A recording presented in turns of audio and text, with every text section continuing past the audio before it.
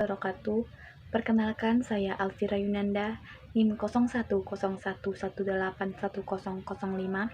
mahasiswa KPIA semester 7 pada mata kuliah Praktikum Retorika Dakwah, jurusan Komunikasi Penyiaran Islam.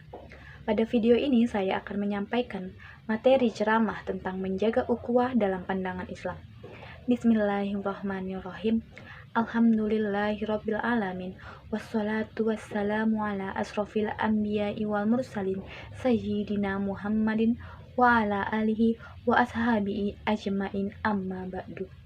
Pertama-tama, marilah kita ucapkan puji syukur kehadirat Allah Subhanahu wa Ta'ala yang telah melimpahkan rahmat, taufik, hidayah, dan inayahnya kepada kita semua, sehingga dapat berkumpul di tempat ini dalam keadaan sehat walafiat. Sholawat dan salam mari kita hadiahkan kepada Nabi besar Muhammad SAW. Semoga beliau senantiasa ditempatkan oleh Allah di sisinya sebagai umat yang memperoleh derajat yang paling tinggi di akhirat kelak. Amin ya rabbal alamin. Hadirin yang dimuliakan oleh Allah, ukhuwah yang biasa diartikan sebagai persaudaraan. Makna ukhuwah Islamiyah adalah keterikatan hati dan jiwa satu sama lain dengan ikatan akidah. Di atas telah dikemukakan arti ukhuwah Islamiyah, yakni ukhuwah yang bersifat atau yang diajarkan oleh Islam. Di dalam Al-Quran banyak sekali ayat yang menjelaskan tentang ukhuwah Islamiyah, dan dapat kita simpulkan bahwa di dalam kitab suci ini memperkenalkan paling tidak ada 4 macam persaudaraan. Yang pertama adalah ukhuwah diniyah Islamiyah, yaitu pola hubungan sesama umat Islam sebagai saudara sesama yang mengamalkan ajaran Islam, yang harus saling menguatkan. Bahkan Rasulullah, pola hubungan ini digambarkan sebagai bangunan dan saling menguatkan satu unsur dengan unsur yang lainnya agar terwujud bangunan yang indah dan kokoh sehingga bisa dinikmati oleh orang lainnya. Dan bahkan Rasulullah pun mengumpamakan kerjasama sesama umat Islam itu seperti satu tubuh yang saling membantu dan menolong. Contoh, bila mata sakit, kaki berjalan, tangan memberi obat, dan mulut meminum obat untuk mengobati mata. Yang kedua, ukhuwah watoniyah, yaitu persaudaraan sesama anak bangsa, yaitu bangsa Indonesia, apapun sukunya, agamanya, daerahnya, merupakan saudara yang memiliki tanggung jawab untuk saling menghormati, bekerja sama, menjaga, dan melindungi.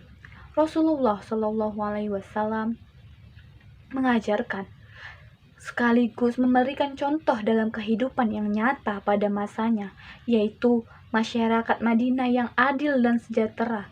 Masyarakat terdiri dari berbagai agama dan keyakinan, sekalipun Islam menjadi agama mayoritas, tetapi tidak pernah memaksa dan mengintimidasi terhadap keyakinan lainnya, karena keyakinan itu hak asasi yang harus dihargai.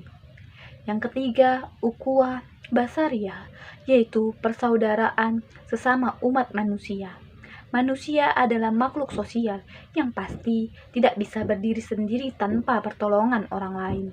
Maka harus saling menghargai dan menghormati, bahkan bekerja sama semaksimal mungkin untuk kemaslahatan umat manusia dari manapun asal bangsa dan negaranya kita bersaudara.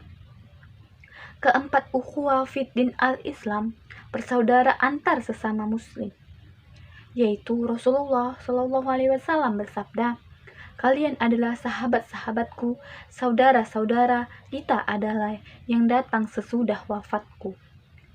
Ukhuwah Islamiyah sendiri menunjukkan jalan yang dapat ditempuh untuk membangun komunikasi di satu sisi dan di sisi lain. Ia juga memberikan semangat baru untuk sekaligus melaksanakan ajaran sesuai dengan petunjuk Al-Quran serta teladan dari Nabi dan Rasul-Nya. 2 hal penting dalam ukhuwah Islamiyah. Yang pertama, apabila salah satu dari anggota badan itu sakit, maka anggota lainnya pun turut merasakan sakit.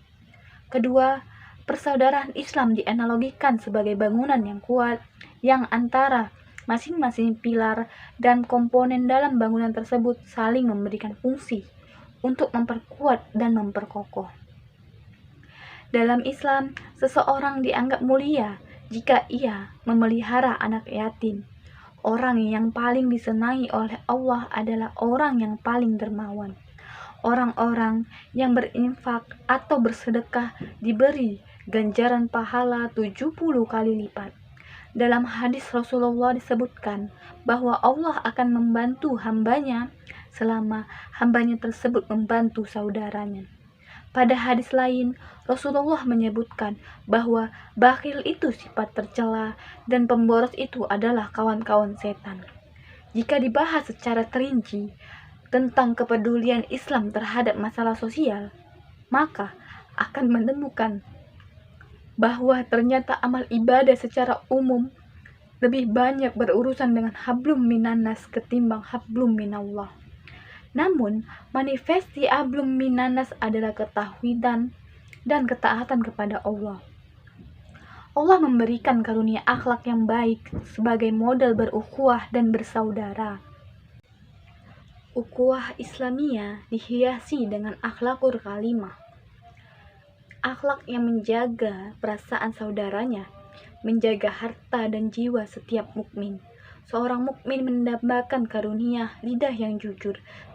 Sebagaimana dalam Al-Quran Surah Asy-Syu'ara ayat 84, waja'al lisana siddiq fil akhirin, dan jadikanlah untukku lisan yang baik bagi orang yang datang di kemudian hari.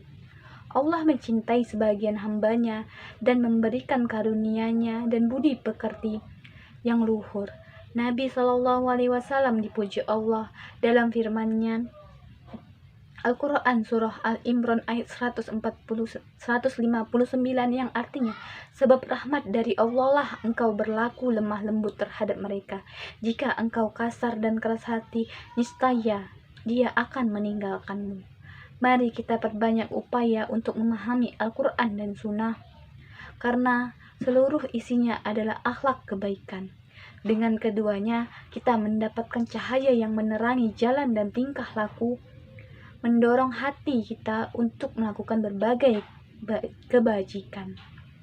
Dasar dari menjalin ukhuwah yang baik adalah memperbaiki hubungan dengan Allah, sehingga niscaya Allah akan memperbaiki hubungan kita dengan orang-orang di sekitar kita. Berhati-hati terhadap dosa-dosa yang akan menguasai kita dan akan menyebabkan kita gagal dalam bergaul dengan sesama saudara mukmin. Semoga kita termasuk hambanya yang bersungguh-sungguh untuk mencapai ridho Allah dan senantiasa berbuat kebaikan. Hadirin yang berbahagia, hanya itu yang dapat saya sampaikan. Semoga bermanfaat bagi kita. Dan akhirnya, tiada gading yang tak retak, tiada satupun yang sempurna. Walaupun kecil pasti ada cacat dan celahnya. Untuk itu, bila ada kata-kata yang tidak berkenan, saya mohon keikhlasan hati untuk dimaafkan. Akhirul kalam, billahi taufik wal hidayah, wal ridha wal inayah. Wassalamualaikum warahmatullahi wabarakatuh.